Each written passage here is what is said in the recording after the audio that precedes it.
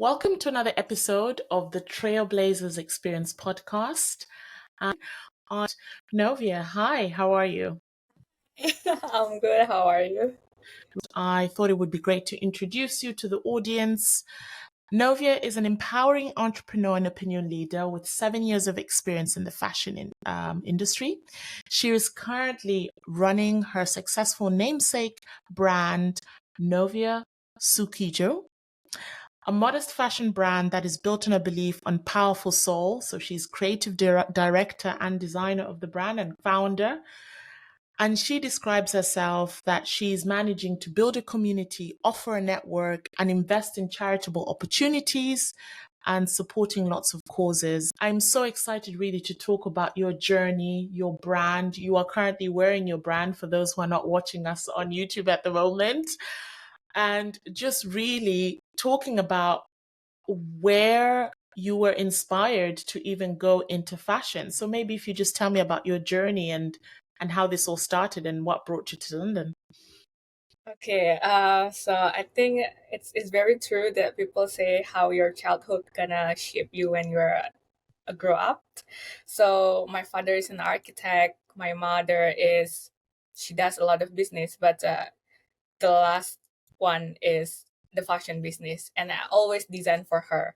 When I was a kid, I didn't buy my Barbie clothes, but I create one. So I do the sewing for my Barbie clothes, and then I like to draw. I like to design for my mother, and my father say, "Why you do it for your mother? Like she already achieved her future, but you haven't. Then just do it for yourself." And I start to think, yeah, maybe I have to just try to do something that I've been doing for a long time for my brand, like for myself. That's why I started my business quite early. It was when I was 17. That's amazing. I mean, at 17, if I remember what I was doing at 17, I wasn't thinking of being an entrepreneur or starting my own business. We are all creative in some way, but to then say, I want to now turn it into a business. So did you have a background? Were you sewing? Were you designing? Talk me through that. Yeah, yeah. I when I started the business, I was an exchange student in the US, and then I come back to Indonesia, and I went to like a short course because I haven't graduated from my school. So I already again living far from my parents because I want to take the fashion school in different cities, and then after that, so I do fashion school and high school at the same time to finish the high school. And then I went to Raffles Design Institute in Singapore for a fashion design course. And now I'm doing my master in fashion entrepreneur. So in that time when I was doing the fashion design school, we're really doing it from zero.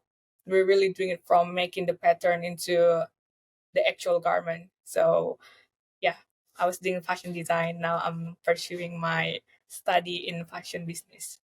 And Raffles Design Institute, is that, would you say it's similar to like St. Martin's here in the UK? Is it a prestigious place where everyone goes if you want to work in that industry?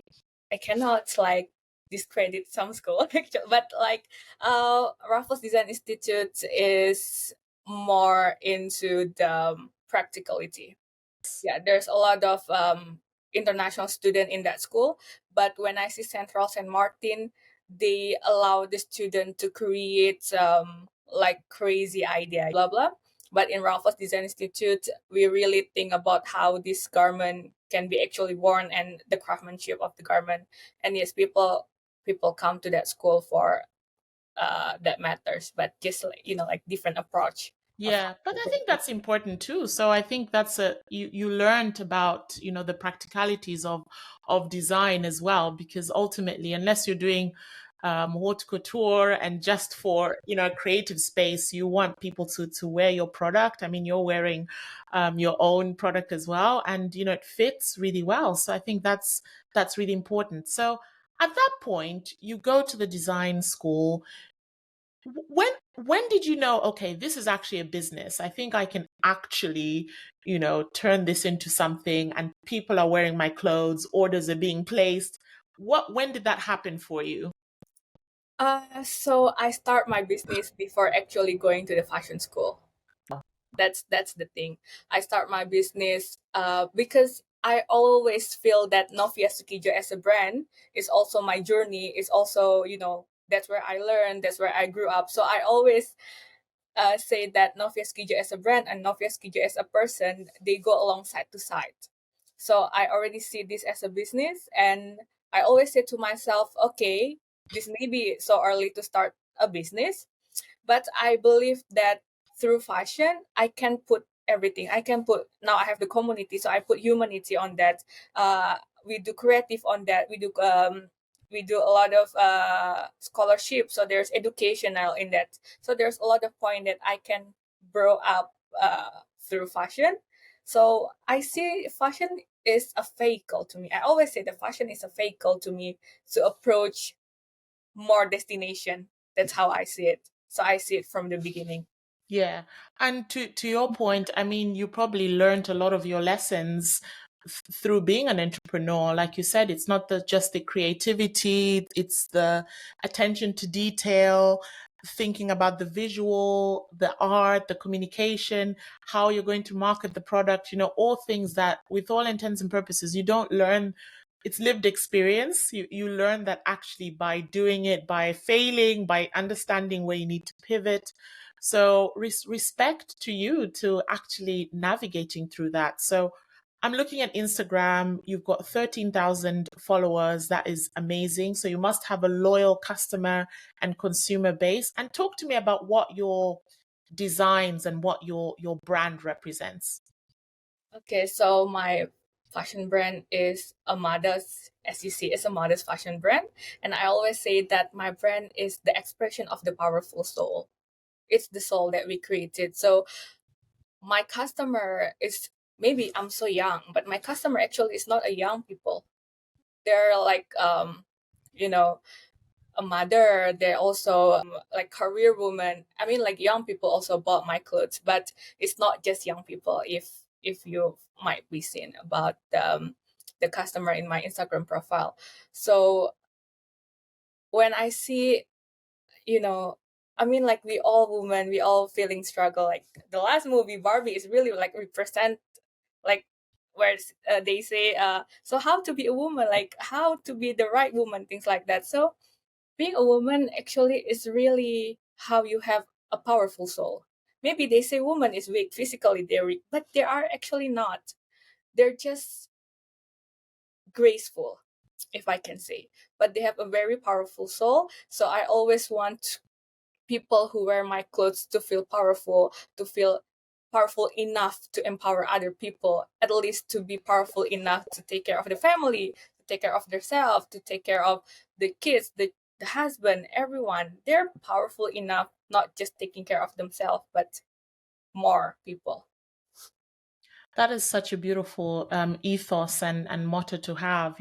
Powerful soul. It's all about self belief. And you talked about your customer. Did that surprise you that when you were designing for a woman in general, but did it surprise you that it was women from all age groups that actually embraced your collection and your designs?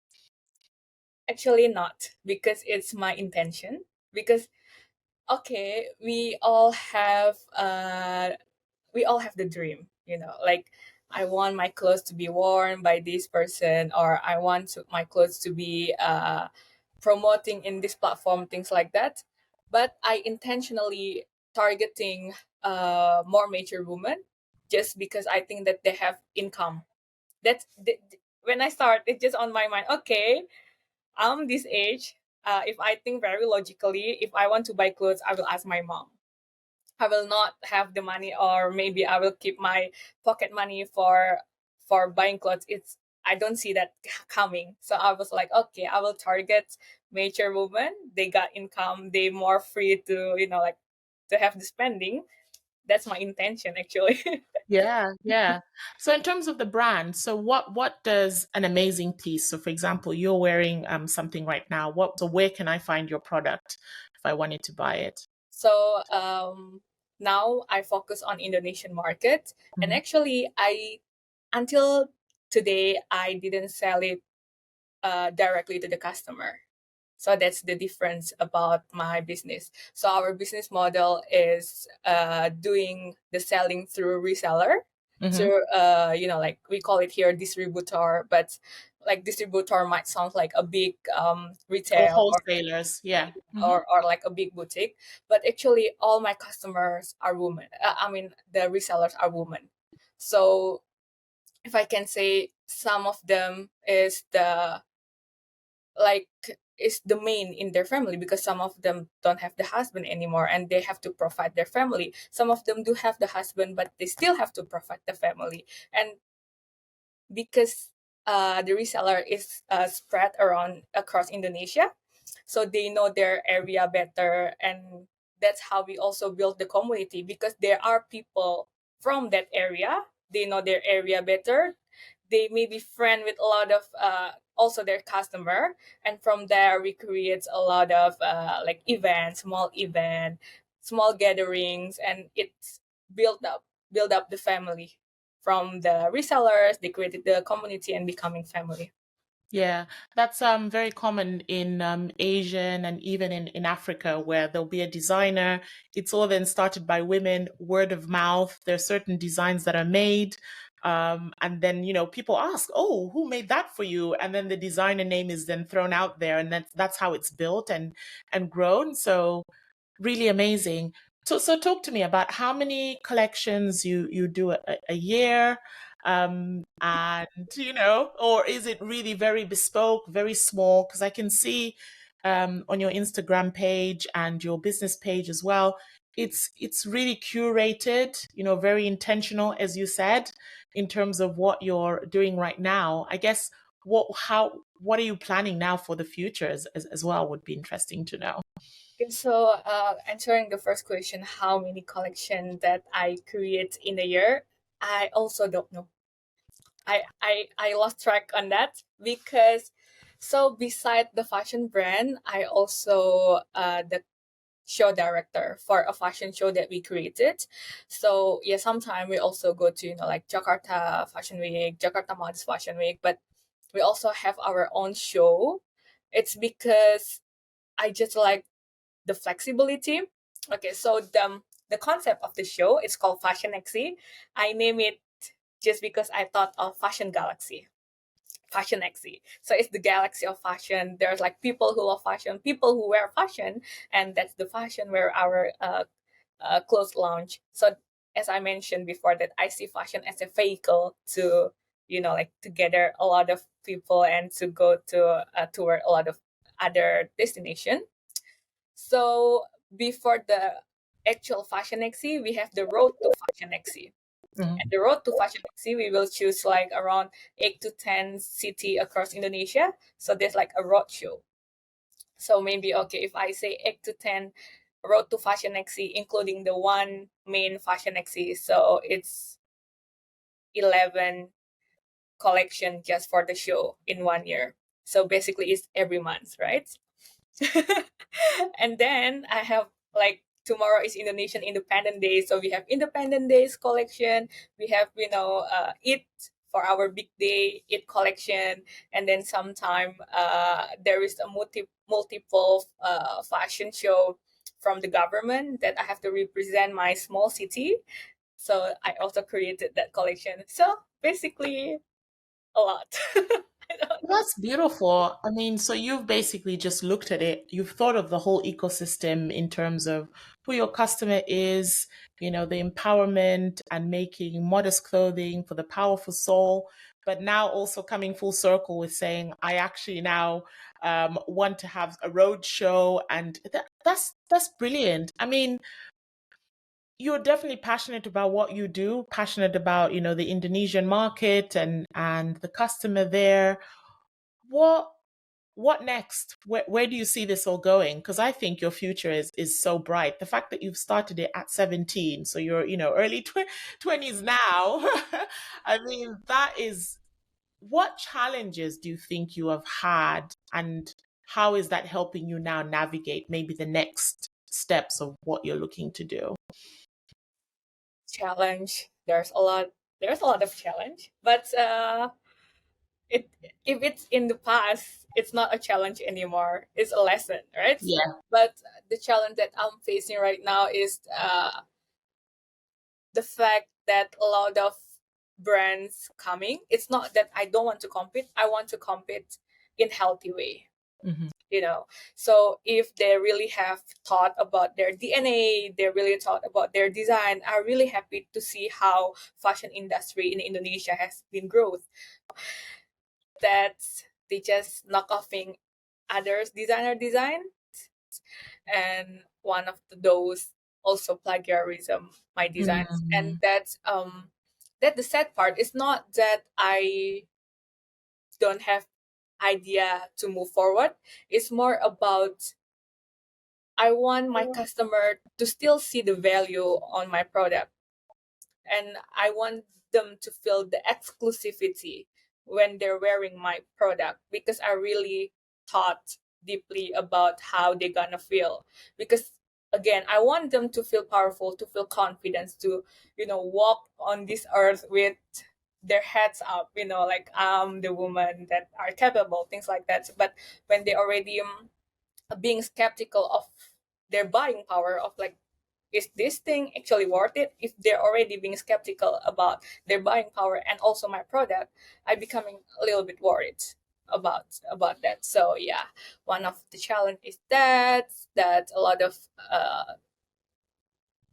people who make clothes that just make clothes without really Mm. consider about the quality and things like that.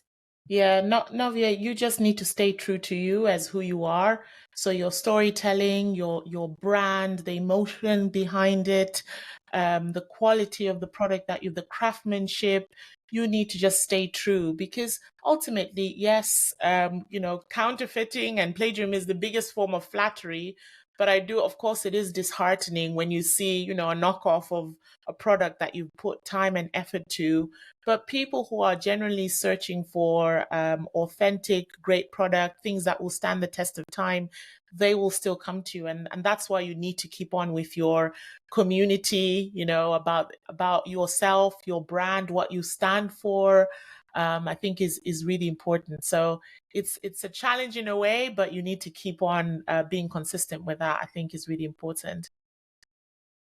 Yeah, and but actually also this challenge somehow becoming also the advantage, because I was recently, basically just yesterday, was talking with my resellers about how they feel about all of this plagiarism. Is it impacting their selling, specifically in that areas?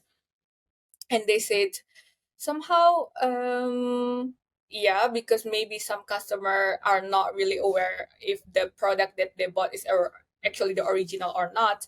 But in other side, the customer who actually understand, they feel proud because they know that the clothes that they're wearing is the original, Mm. and it's like the first one, and they feel more proud about it. That is true. You've talked about how you are all about charity. Talk to me about some of the charity endeavors that you have been involved in, and why do they matter to you? Okay, so in the business, we also there's textile university, like textile college in Indonesia, where our company give the scholarship for them. And because it's textile, it's a fashion school, so what we thought is that the development that they're doing and what we're doing, it's aligned, because we are both in fashion and they're like the next generation. And also I want my community to feel the development that we are doing, not just in this generation but for the next generation. So that's why we support the education for fashion. And also we some of them are my team. They start with the internship, and they just continue even after the internship. And I don't care if they're not graduate yet, or if they don't have like the bachelor, things like that. If they're capable on doing what the company require after the internship, they just continue doing, and it's help for them to like when they're doing the master project, they need some amount of money to create the product. And also because we have the photo studio, some of them take their school project photo in our studio, and that's totally fine. I told them, if there is like an upcoming show and you're really hectic, you can stay there in the office and also working on your project. But as long as like being professional, I'm fine. So yeah, we give scholarship and they joining. They're part of my team, and yeah. So that's one of the charity that we are doing. And what's the name of the charity as well? Is it worth name dropping? We'll put it in the notes as well for people to know. It's not like a name. There's like no name, but it's It's you more. empowering people within your organization, basically. Yeah, and also because in Muslim we believe that Friday is the holy day for us. It's like a good day to do, like, to help people. So every Friday, the community will like give free food to people. It's all every Friday. So from the main company will distribute the amount of money to the resellers, and each resellers in the area will work together with the community in that areas to organize the, we call it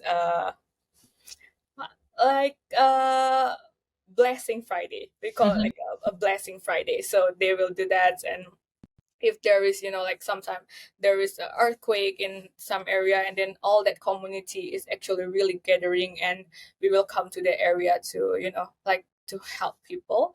So it's not some charity that legal, like we do the document legalize, nothing like that, but it's more about how the community is actually do something great for go back to the community. So it's from the community, go back to the community, but we just gather people through our brands. Maybe that's how we say it. Yeah, yeah. So really about giving back and just the cultural and religious aspect of why it's important as well. That is so brilliant. How big is your team? I mean, you've talked about a team. How big is the team?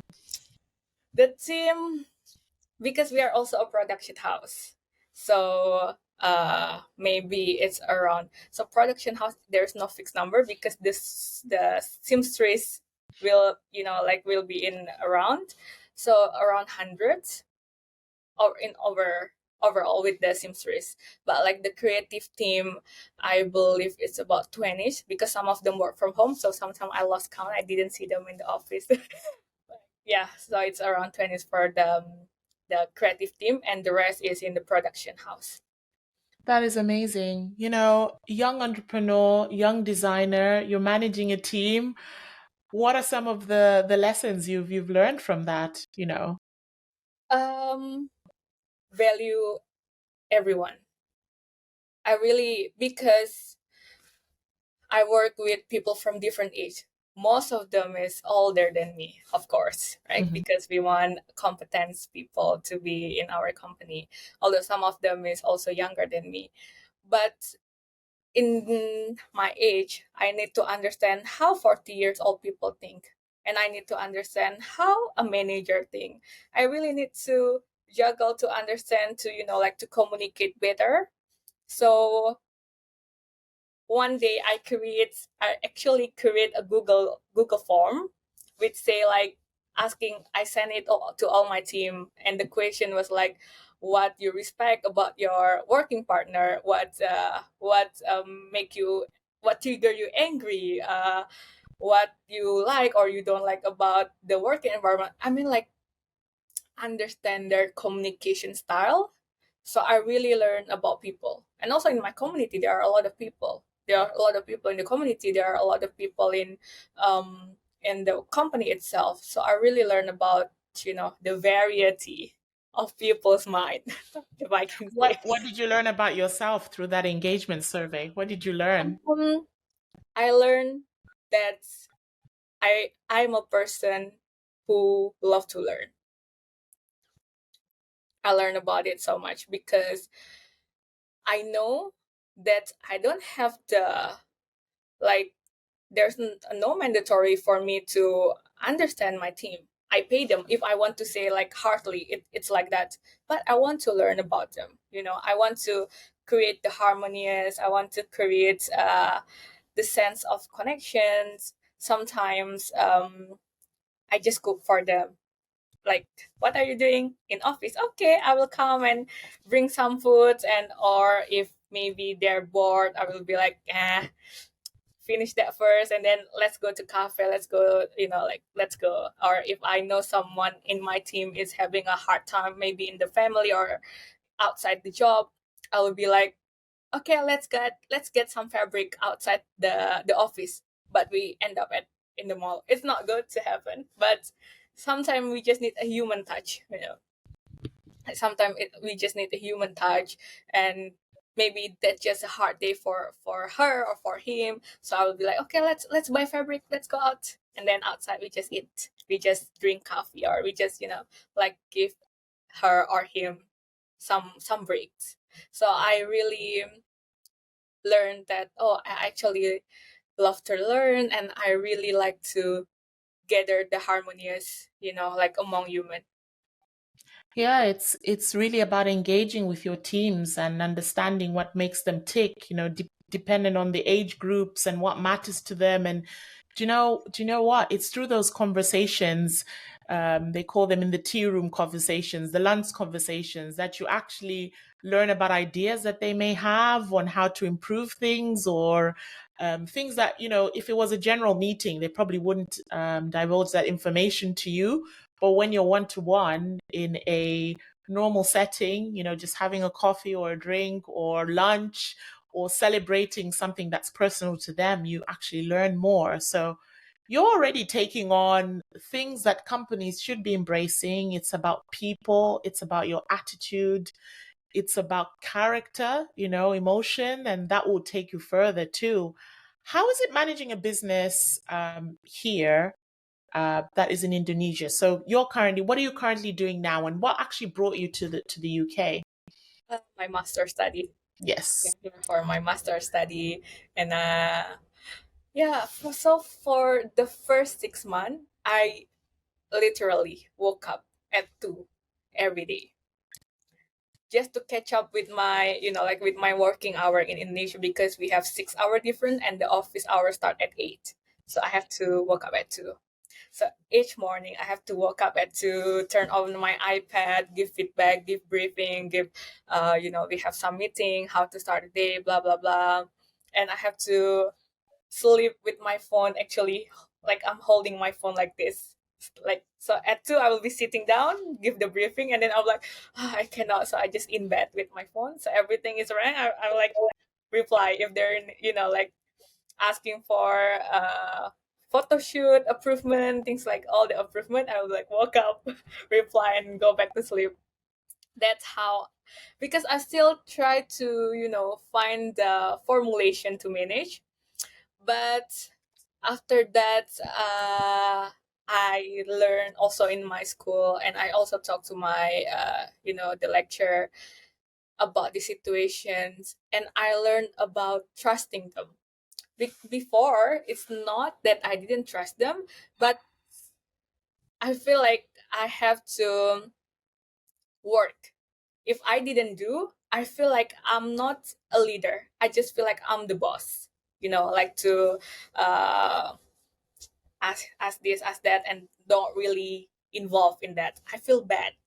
But after some thoughts, reading books, talking to my lecturer mentors, it's actually we are managing the team. So that's actually the leader. It's how you manage the team, that actually they're already capable. They're capable on doing their things. Like I didn't do graphic school, they did. I didn't do photography school, they did. So they have a lot of knowledge more than me. And my job is to make all their knowledge to become synchronized, to become harmonious, and we create something better with that. So I'm start to like giving them the trust. I'm like, how I play the game, and you learn about me too. So next time I'm not awake from my sleep now, like not like awake from forever, but if one day I will be busy, you know what to do. I'm trying to not like giving command to my teams.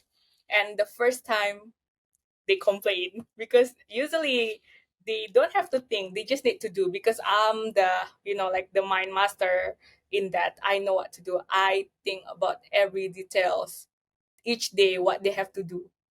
But now I'm starting to giving them the confidence that actually your idea is also not not bad, not even not bad. It's maybe better than my idea too.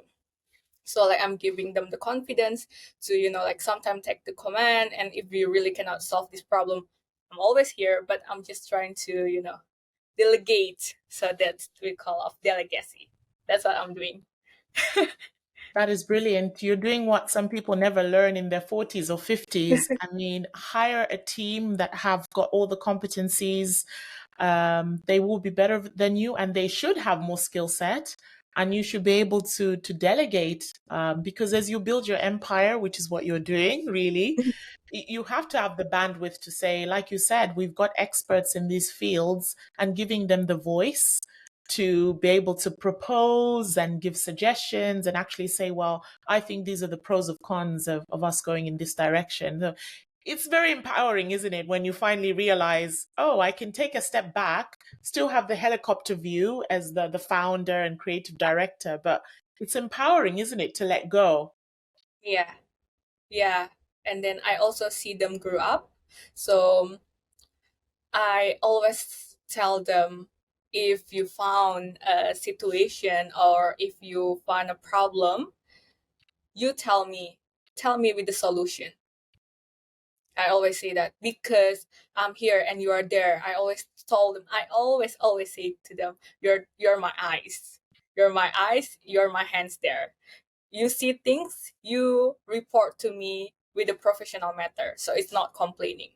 So I always tell them I'm very open to listen to you, to your description, to your solution, not to your complaint, because that's when I let them to complain, that means I'm not a good leader. But when I make them to come to me with a solution, I feel that they also grow. So we all grow together. It's not just me who growing, but we all grow together, and I feel happy to see them growing up. It's brilliant. You talked about mentorship. How important is that to you, and how has that been a guiding force for you as a businesswoman, as an entrepreneur? Yeah, actually, I don't have like one mentor.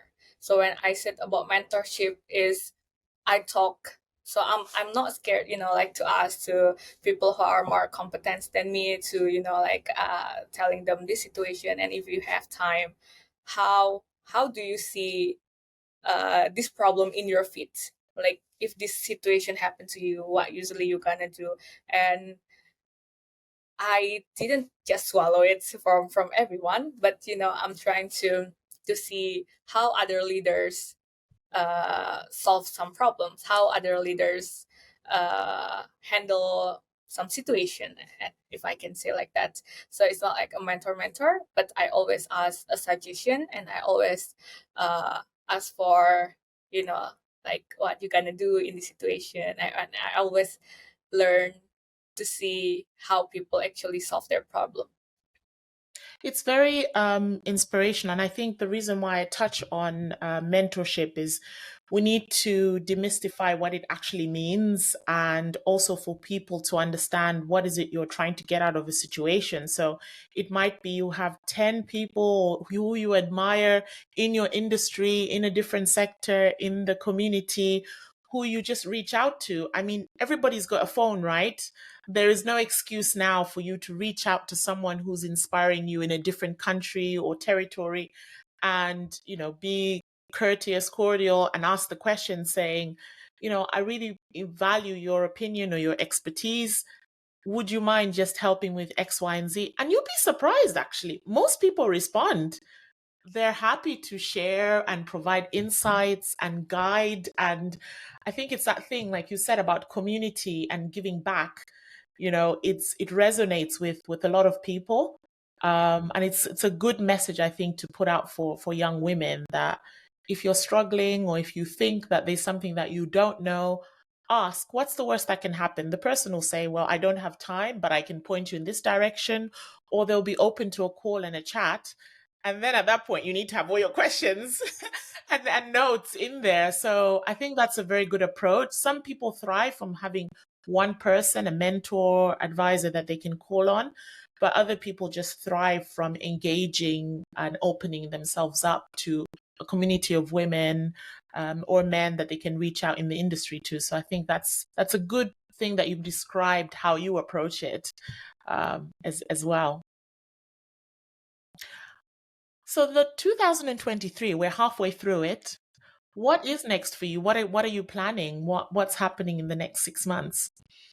Okay, this is maybe the question that not the question, the answer that I also myself surprised that I have this thought.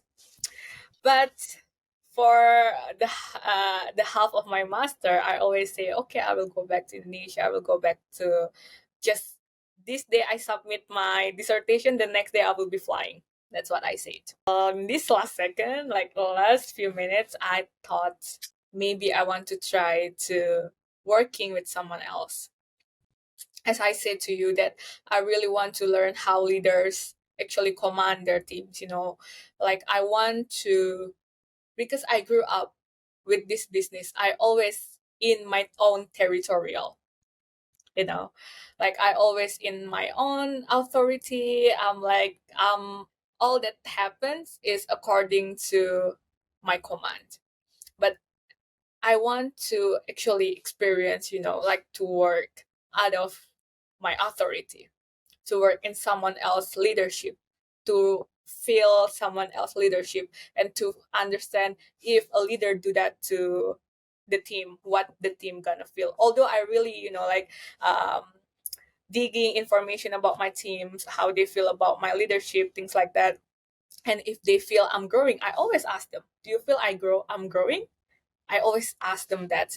And if they feel like I'm growing, at least you know that I'm growing. I know I'm not a perfect leader, and I mean who does? But at least my team knows that I'm trying and I improving myself. So from there, I also really want to, understand how is it to be in other people's team, other people's command, and feeling if it's me, then what's something good maybe I will apply into my leadership. And if something is hurtful and something is harsh to me, okay, maybe I wouldn't do that. So I really want to push myself to learn from the experience, and also the experience of being someone else's team, in being under someone else's leadership, because I want to be a better leader.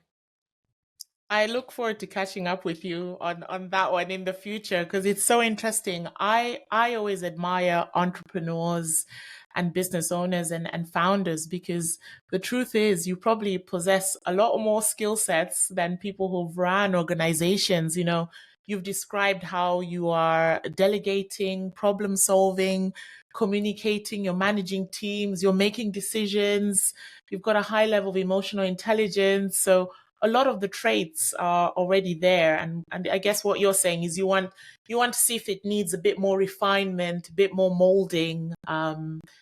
So I think, yeah, very interesting way of looking at it as well. Have you ever considered or thought about having maybe someone to advise you or to sit alongside you, because that might be an option as well? Mentor or in. No, there's some instances where instead of you actually going to work for another organization, you can actually, or another leader, you can reach out to someone to say, look, this is my business. I've been running it for a few years, and actually I'd like you to be an advisor in my Okay. business. And they have experience. So they're not a mentor, they're actively involved in some way in your business, but they have the experience and the bandwidth. So that might be an option for you as well. About it. Actually, it's not me reaching to someone, but someone want me to hire him to be in the business. Yes, yes. Yeah. Yeah. Yeah. Now I remember about it. It's a few months back. Now I remember. He was like, yeah, please consider me to become part of your team. I will being your like the business advisor, like consultant, Yeah, things like yeah, yeah. yeah. So now But I you need to find what works for you. I think it's like you said, you've got, brand and business values. It's not just finding someone who has the experience, but is also aligned with what matters to you. That's really important because ultimately that will be the gel that holds the relationship together and builds it moving forward. So that's interesting. You came here looking to just do your masters and be like, right, submit the dissertation and be on my way. But life is interesting, isn't it? You're evolving, you're growing. So there are different things that matter to you. You described to me in the conversation that your day starts at 2 a.m., obviously, because of the different time zones, and managing the teams. And then you come back to your UK life and do other things as well. How do you take care of you? What do you do outside of, your business? Or is this your baby, your everything, your passion? Self-care, is that a thing for you at all? I don't see this work situation as not my refreshing. I don't know how if it sounds like so naive, but I'm happy, you know, like sometime after the meeting we just talk randomly with my teams, like, you know, like giving small talks, jokes, that's also already happy. But outside of that, outside going to school and working and cleaning, cooking, blah blah blah, I only go to, you know, work out. That's the thing that I really consider as my breathtaking moment. That's all. So like I try reformer pilates, boxing, swimming, every things that my body possibility like possible can do. I just I just try. So that one day I do boxing and I was really extra, and the coach say, "Oh, you're very good in pushing your limits." I was like, "No, I'm stressed." So I'm like punching it really hard, and he was like, "Oh, you're really good in pushing your limits." I was like, "I'm not pushing my limits." I was like letting out my emotion, you know, like, Offloading. Yeah. Yeah. and I just feel happy, you know, like sometimes I just, I cannot wait for my reformer at 6. I cannot see myself so happy looking forward for my workout, but after I value it as, you know, a moment of myself, like a moment of thinking about myself, then I start to be happy going out for workout. You're speaking to the converted. I'm the same. I'm very passionate about my job, my career, what I do. I really love it. I thrive of it. I'm always thinking, what's next? Yeah. What connections can I make? How can I help the business? What challenges are we going through? So, but also I need my gym time. I need to go lift some weights, lift something heavy, do a burpee or two, run. It's just, I thrive of it. It's like you said, it's like that outlet, that release, but at the same time, it's good for your body. And my dad always says, you're going to rest or retire when you die. So live life, live it to the fullest. And it's amazing. You found something that you're passionate about. Basically, you're doing something, your business, which you would probably do for free if you, even if you are not being paid or making money off of it, you'd probably do it for free because you're passionate about it. It's something that you've always loved, and it's sort of evolved into, having a team and helping the community. It's really good. But yeah, I love the fact that you say you love reformer Pilates and boxing. Yeah, I like every kind of work. Yeah, I'm also learning to do weightlifting too. Yeah, I Cheers. love it. Go girl, go girl. Are there designers that inspire you? So which designers have sort of been the catalyst? They may be old or new. Who are like your top three? This is maybe you will be disappointed, but my friends say that I'm a big fan of myself. So, so like when I was in degree, we need to, you know, like create some booklets about the designer that inspire us, like moving forward, who we look forward, things like that. I was like, I don't know, like I don't have, don't have anyone that I'm looking forward in terms of designers. And my friends say, no wonder, because you're just a big fan of yourself. That's how. I mean, do you know what? Maybe that's the success. You have to be so obsessed with yourself and confident as a designer that you believe that your clothes are what people need. Maybe that's you are your biggest inspiration. To be fair, I'm probably happy that you've said that because otherwise, where does the creativity come from? You know, you are the brand, you embody the brand in everything that you do, and the women that wear it as well. I think that's interesting. So Oh my god. love that. Oh my goodness. No, I thought you were going to say, oh, I've got a list of three or four, and this is what matters. But no, you're very honest. I love it. Matter of fact, blunt. Yeah. If we were to talk about lessons learned over the years, so we're coming up down now to Trailblazer takeaway tips of things, knowledge that you'd like to empower to some young girl out there who is probably thinking, I want to start my own business. I don't know what to do. What are some lessons that you would give to them? Okay, so this lesson is not originally from me, so I cannot discredit the owner of the lessons. It's from my father. So that day I was only maybe 17 or 18, and then they are after the exchange student, they're abroad, and I have to command my mom's team for her fashion show, and she is abroad, only me there. And then it was outdoor, and then heavily raining, no one come. And then I already feel nervous because I'm just a little kid taking care of a fashion show, and my mom's still a different level of designers. So everyone there's, like celebrity designers, and I was just a little kid. And then it's raining, so my mental really break down.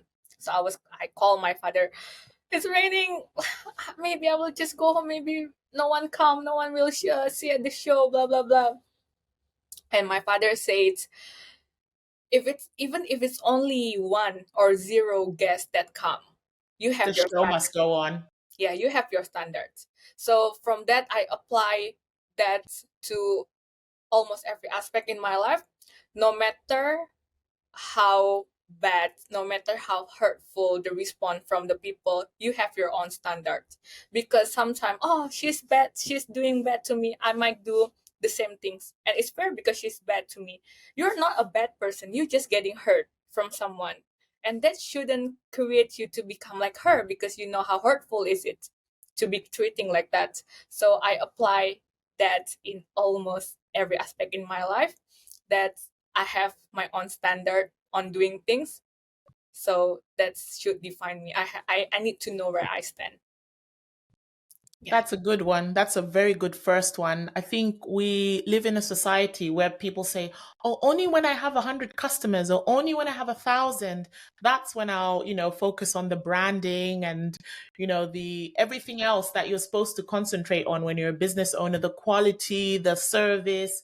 But actually, you should from day one, whatever you're doing, even if the customer is just yourself, or if it's customer number one or client number one, everything should be perfection, because how do you scale from low quality and low service? You only scale from perfection. Yeah. So that's a very good lesson. I love that one.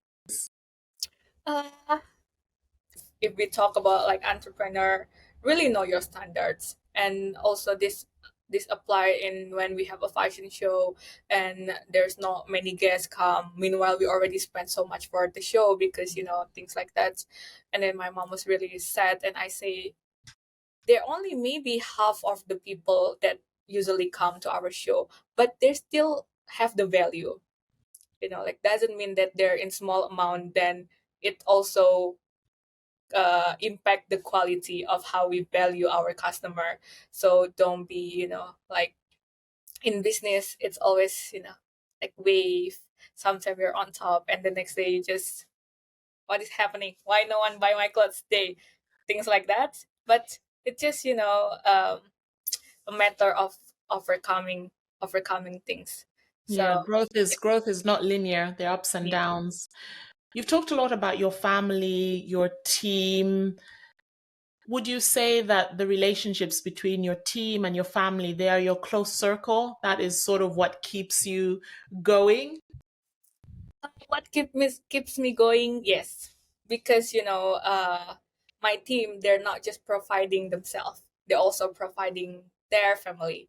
So whatever, like next step as the leader that I took, it's also impacting them. So I want to be a better person so because that's more life that are valuable in every of my steps. That's why I want to be better. I want to learn to be better. And yeah, so my team, my family, I mean, what else I do besides working and studying? Nothing. And also my community, of course. Yeah. This has been such an amazing, empowering conversation. I am inspired by you. You know, you're younger than me, but you're wise beyond your years. You are the definition of a hustler in terms of, saying, I'm going to build a business. I'm going to be all about my brand, my product, but my community. Modest clothing is important as well. You know, we live unfortunately in a world where the majority of what we're seeing is a different way of dressing, and there is elegance, sexiness in being modest. It shows power, it shows strength. And you're doing all of that. You are that girl. You are that girl. And it's important. It's important for us to have. This is why I love, this podcast, having the conversations with, people. There's a young girl who's going to listen to this and watch it and say, she looks like me. She has a similar journey as me, and look at what she's doing. And I think that's really important. So you might have a few people reaching out to you afterwards in your DMs, asking questions, and then you can pay it forward. So I really thank you for your time. Thank you for And I inviting. also look forward to, seeing what you do next. And yeah, always on the watch.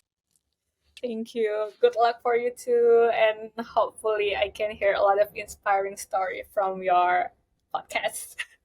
Thank you. So this has been, once again, the Trailblazers Experience podcast, available on all streaming platforms and on YouTube. And we look forward to your comments, your likes, your shares. Tell another woman about the podcast is all I can say. Thank you so much.